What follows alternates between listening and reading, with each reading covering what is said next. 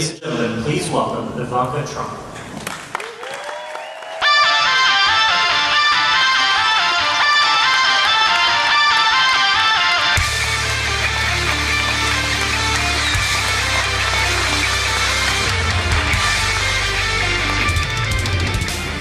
A few years ago, I read about a single mother facing homelessness whose child care arrangement failed her the morning of a final job interview. Out of options, she made the tragic choice to leave her young children in a hot car while she attempted to secure the job in order to better the life of her family. She returned to the parking lot following the interview to find her vehicle surrounded by the police. Her children had been hospitalized, and she was jailed and charged with felony child abuse. As I traveled around the country with my father, stories about the hardships caused by our existing child care system, one that is too expensive, too outdated, and too inaccessible, come up time and time again. Just last week, I spoke with a military spouse who recounted the vicious cycle responsible for holding so many American families back economically. She relayed to me the frustration I've heard all too often of not being able to work and bring home a second income because she can't afford quality and reliable childcare. Stories like these go straight to my heart, and they've fueled my belief that there has to be a better way. I have 3 young children myself, and I'm grateful daily for the means to pursue 2 of my dreams, being a mother and investing in a career that fulfills me. I recognize that far too few women can say the same for themselves, and that I am more fortunate than most. This must change. As a society, we need to create policies that champion all parents, enabling the American family to thrive. My dad agrees, and he's in a very unique position to do something about this problem and the numerous other problems facing tens of millions of parents and caregivers across our country. Today, child care is the single greatest expense for many American families, even exceeding the cost of housing in much of the country. It's depleting the hard-earned savings of men and women across our nation, and it's at the root of wage inequality by disproportionately affecting women. The federal policies that are in place to benefit families were written more than 65 years ago to serve a primarily male workforce that no longer exists. Dual-income families were not the norm in 1949 when the current tax code provisions regarding families were established.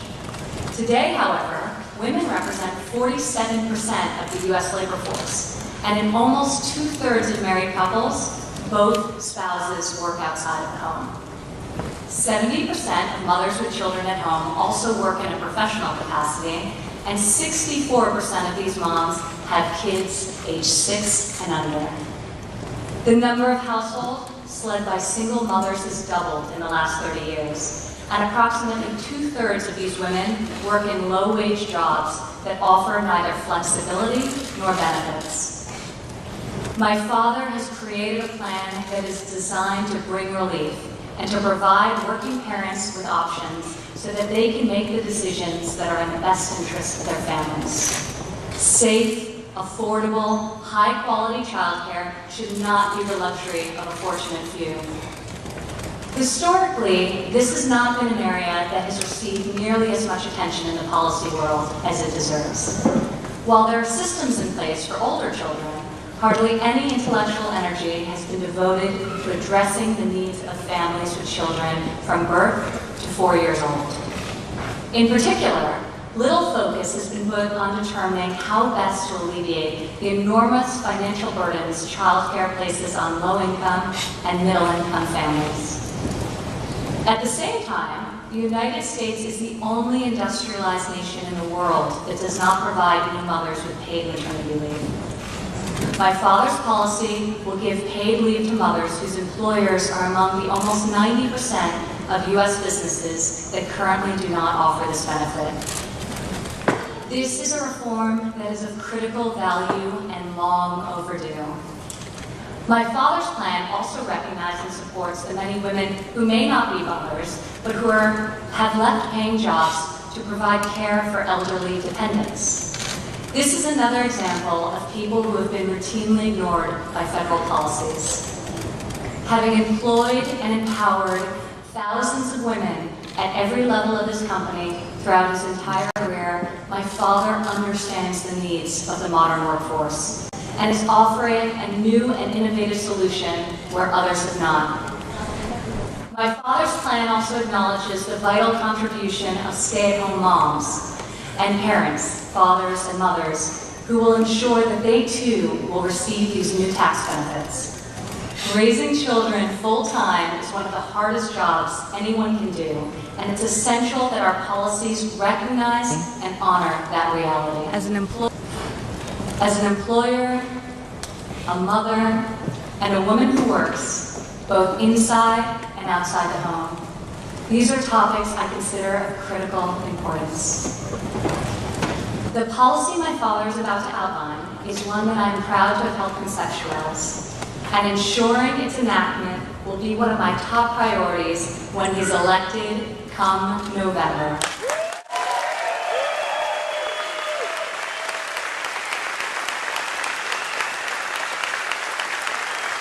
This is not a woman's issue.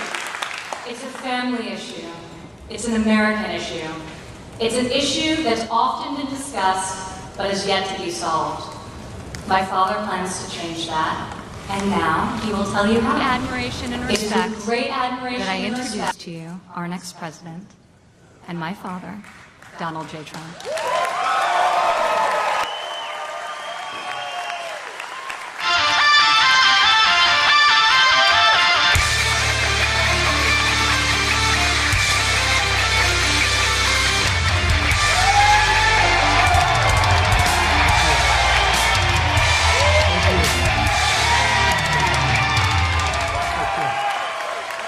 Thank you, everybody. It's very nice. Beautiful. Thank you very much. And I want to applaud my daughter, Ivanka, for her work and leadership on this issue. She has been working very hard.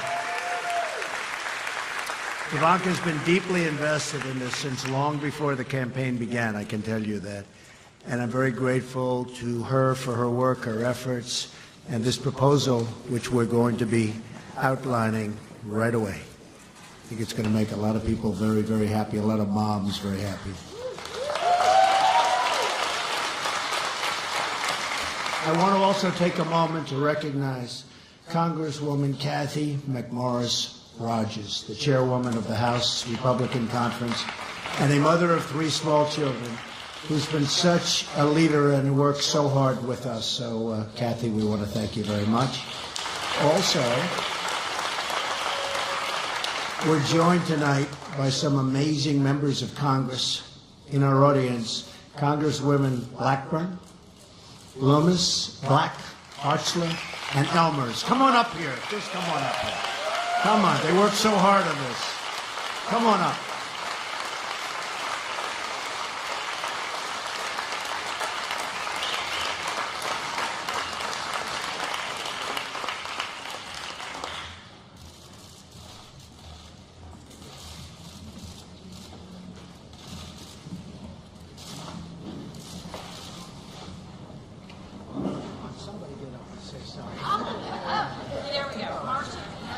Well, I will tell you, my name is Marsha Blackburn, and I'm from the great state of Tennessee.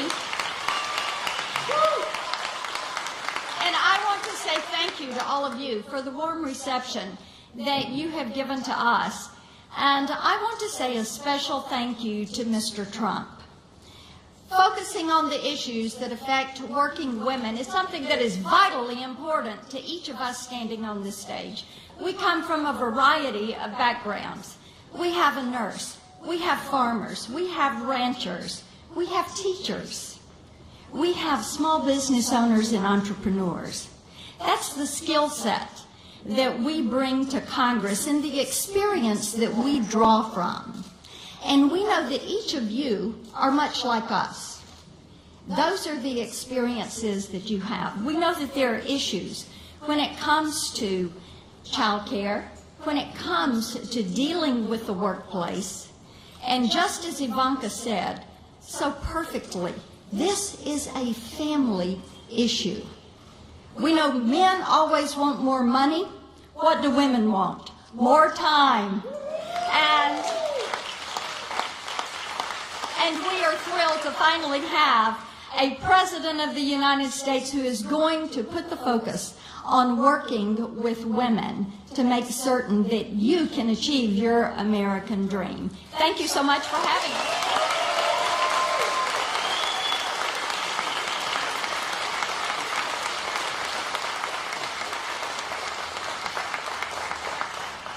Thank you very much. And Mayor Giuliani, please stand up. Rudy Giuliani.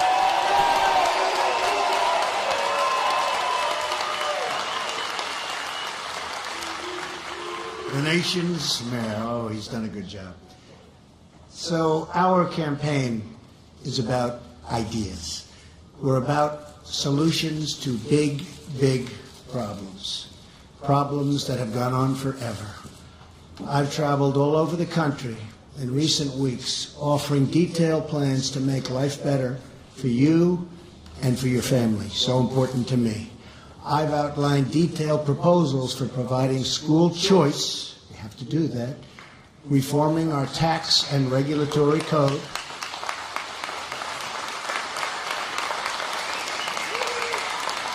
lifting restrictions on American energy, rebuilding our military, changing our foreign policy, fixing our immigration, so important, and keeping our country safe.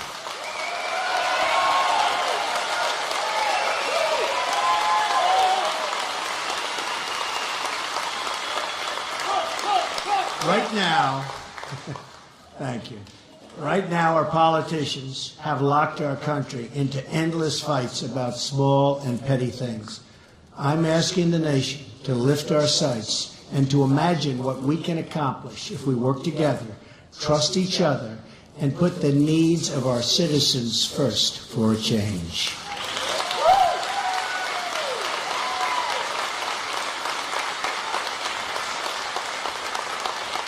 We must break our ties with the failed and bitter politics and policies of the past and pursue a future where every American is honored, and I mean really honored and respected.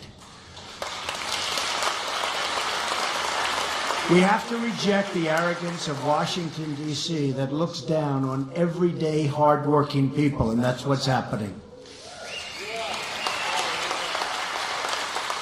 Too often, those who have power have disdain for the views, beliefs, and attitudes of those who don't have any political power. Those in leadership must put themselves in the shoes of the laid-off factory worker, the family worried about security, or the mom struggling to afford child care. Child care is such a big problem.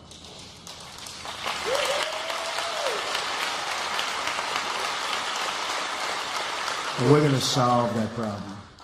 That means we need working mothers to be fairly compensated for their work and have access to affordable, quality child care for their kids. That's what we're doing. We want higher pay, better wages, and a growing economy for everyone. These solutions must update laws passed more than a half a century ago when most women were still not in the labor force. Most of them weren't even close. Today, nearly 2 in 3 mothers with young children have jobs. For many families in our country, child care is now the single largest expense. Who would think that? Even more so than housing. Yet very little meaningful policy work has been done in this area, and my opponent has no child care plan. She never will, and if it ever evolves into a plan, it'll never get done anyway. All talk, no action.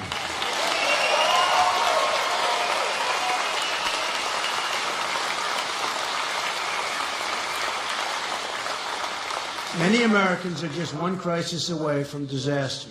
A sick kid, a lost job, a damaged home. There is no financial security in our country, especially anymore. But that will change under our pro-family profile. When you just take a look, it's pro-family, it's pro-child, it's pro-worker. These are the people we have to take care of, and this is what I'm going to be outlining tonight. Before going any further, I want everyone watching on TV, and there are a lot of people, right now, to go to donaldjtrump.com to read the full plan, great detail. The first part of my child care plan allows for every parent or family in America, including adoptive parents and foster parent guardians, to deduct their child care expenses from their income taxes. That's a first.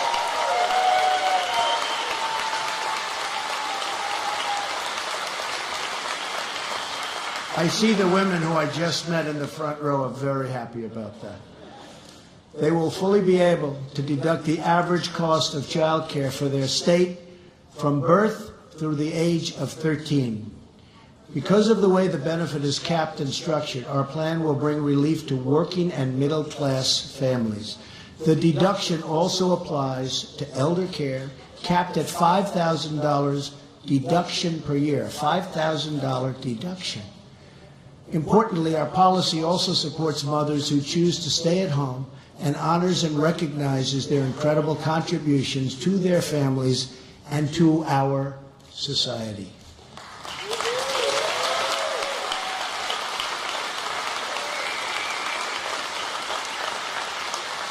Families with a stay-at-home parent will be able to fully deduct the average cost of child care from their taxes. It's a big thing. Wow. I'm hearing wow. I like to hear wow. The congresswomen like to hear wow. Makes your life a lot easier, right? For low-income individuals who have no net income tax liability, we will offer an expanded Earned Income Tax Credit, that's EITC, in the form of a child care rebate.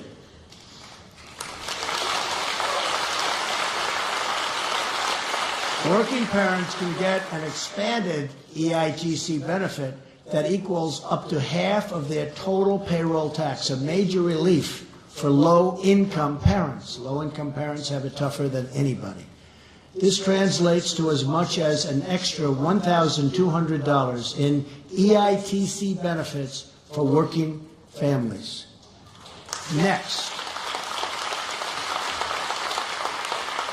our plan allows every parent in America to open up a dependent care savings account.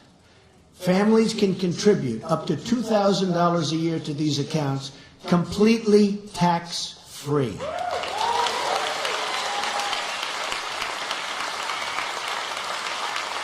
She's very happy about that. Ivanka is very happy about this. Crucially, unlike the flexible spending accounts that exist today, these accounts will be available to all Americans. You won't have to depend on your employer to provide them. Immediate family and employers can, and this is like right away, can also contribute to a dependent account, each of which is designed and designated for a specific child, including an unborn child. The money that is put into these accounts can also be spent not only on child care, but also child enrichment activities. Let's see. We'll start with that child. That will be our first child.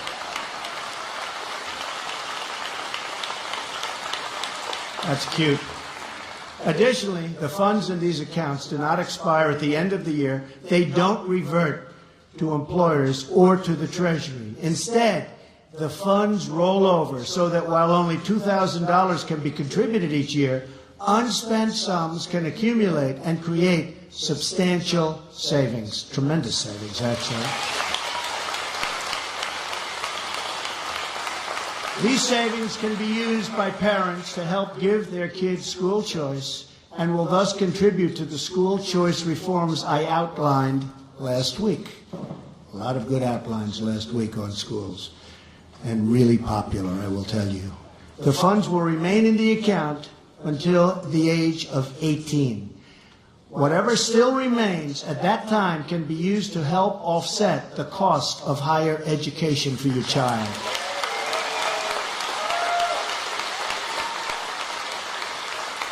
For low-income individuals, the federal government will provide matching funds. If parents contribute $1,000, the federal government will provide a $500 match. To help low-income families reach these targets and save money, we will put a box on federal income tax forms allowing these parents to have their earned income tax credit funds directly deposited into their dependent care savings accounts. Pretty simple. These dependent care savings accounts can also be set up to provide care for elderly dependents, of which we have many. Many. Our plan also includes much-needed regulatory reform to incentivize private sector solutions. The new funds offered by our plan will create a new market for innovative child care solutions. But to make sure these solutions are available, especially in low-income and rural communities, we must reduce regulations that favor large institutional care facilities. You know what I'm talking about. It's called special interests, got them there. We will allow the states to make the decisions that are right for them. In this era of sharing economy, we want parents to be able to access lower-cost, competitive, and innovative solutions at the click of a button, including services like nanny sharing. Our plan would also cover care provided by relatives and grandparents. Our plan includes incentives for more employers to offer on-site child care as well. We want the employers to get involved. Now they'll start getting involved big league, right?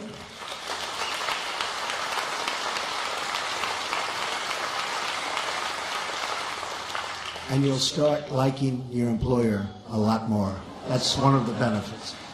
This can often be a good solution for many working parents and can save them up to 30 minutes in commute time. It's a lot. Currently, only 7% of employers provide these services, not very much.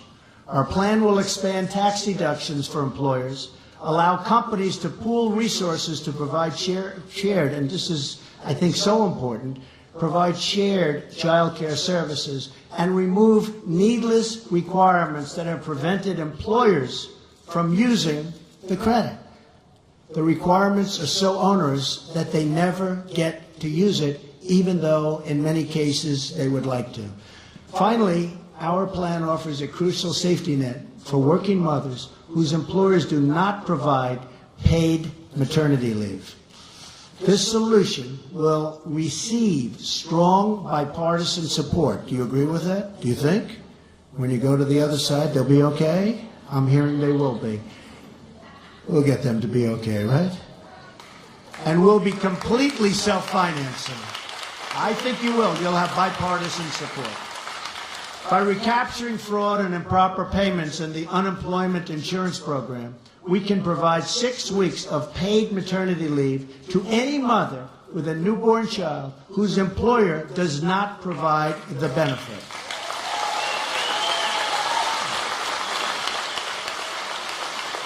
This maternity leave will be paid straight out of the unemployment insurance fund. And again, the safety net will be completely paid for through savings within the program.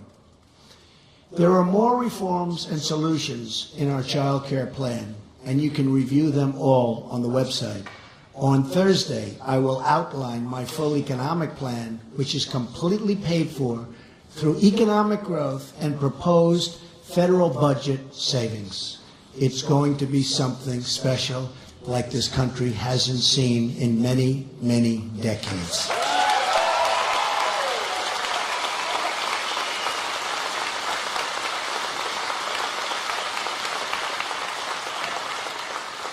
Together, our tax, trade, regulatory, and energy policies will add trillions and trillions of dollars in new deficit-lowering growth. These are the kinds of solutions I want to bring to the White House as your president. It's time to free ourselves from the baskets that politicians try to put us into and always have put us into, and instead to work together. And I think you know what I mean. That includes Democrats, Republicans, and all Americans.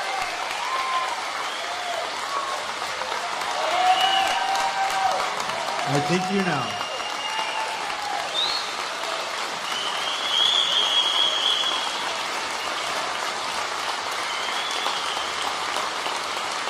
Thank you very much. Thank you. Yeah, I think you know what I'm talking about. Well, my opponent slanders you as deplorable and irredeemable. I call you hard-working American patriots who love your country, love your family, and want a better future for all Americans.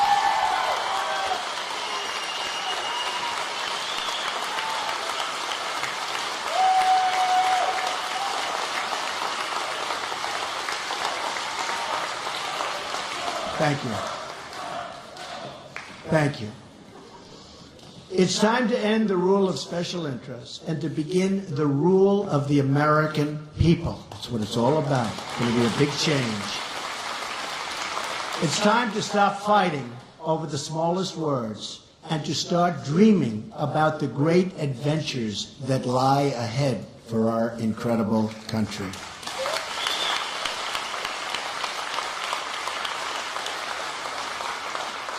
It's time to start believing in America again. Together, I promise you, together, we will make our country strong again. We will make our country prosperous again. We will make our country great again, greater than ever before. Thank you. Thank you very much. God bless you. Thank you very much. Thank you. Thank you. And Ivanka, thank you. Congresswoman, thank you very much.